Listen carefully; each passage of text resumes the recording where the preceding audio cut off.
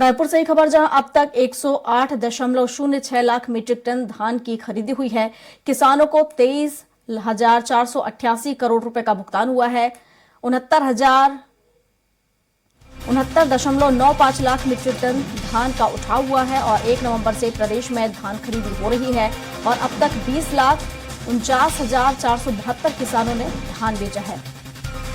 नवंबर में धान खरीदी शुरू हुई, जो अभी जारी है।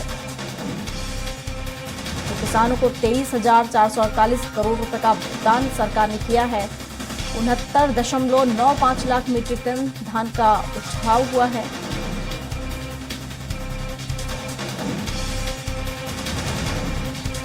तब तक 20 लाख से ज्यादा किसानों ने धान बेची है। और इस पर विस्तार से जानकारी के साथ हेमंत शर्मा हमारे साथ लाइव जुड़ चुके हैं। हेमंत, जिस तरीके से नवंबर से धान खरीदी जारी है और अब तक कितनी धान यहां पर किसानों ने बेची है, कितना भुगतान यहां पर किसानों को किया गया है और क्या कुछ इसको लेकर अपडेट मिल पा रही है? फिलहाल अगर हम बात करें खरीदी केंद्रों की, तो किस तरह की स्थिति?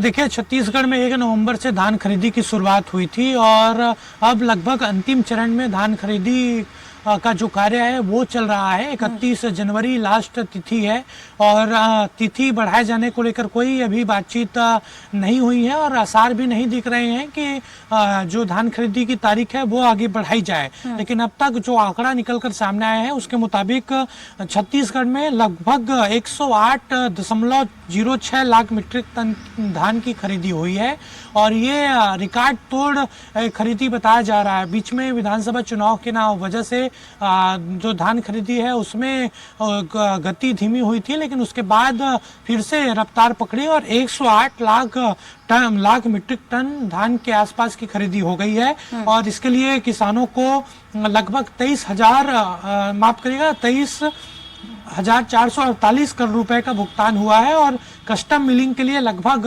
69 लाख मीट्रिक टन धान का उठाव भी हो चुका है। लगातार ये प्रोसेस चल रहा है और कोशिश यही होगी कि जो 130 लाख मीट्रिक टन के आसपास जो खरीदी का लक्ष्य सरकार ने रखा है उस तक आसानी से पहुंचा जा सके।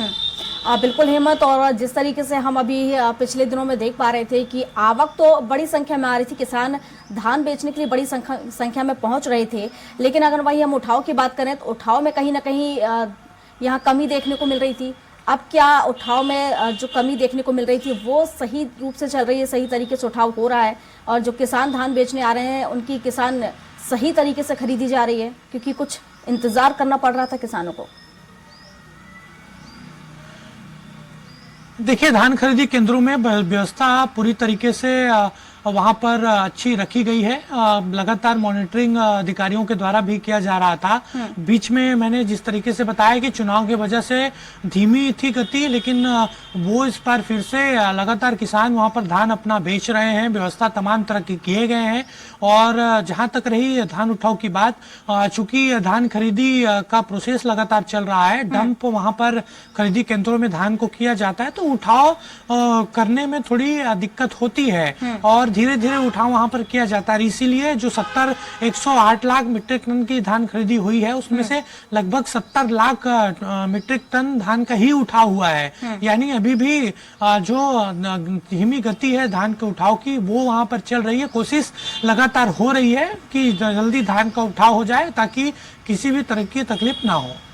बिल्कुल हेमंत, हालांकि जल्द से जल्द उठाव होगा तो किसान जो धान बेचने आ रहे हैं जल्द से जल्द उनकी जो धान है वो भी खरीदी जा सकेगी। और अब देखने वाली बात होगी कब तक जिस तरीके से जो लक्ष्य यहाँ पर सरकार ने रखा है क्या वो लक्ष्य पूरा हो पाएगा।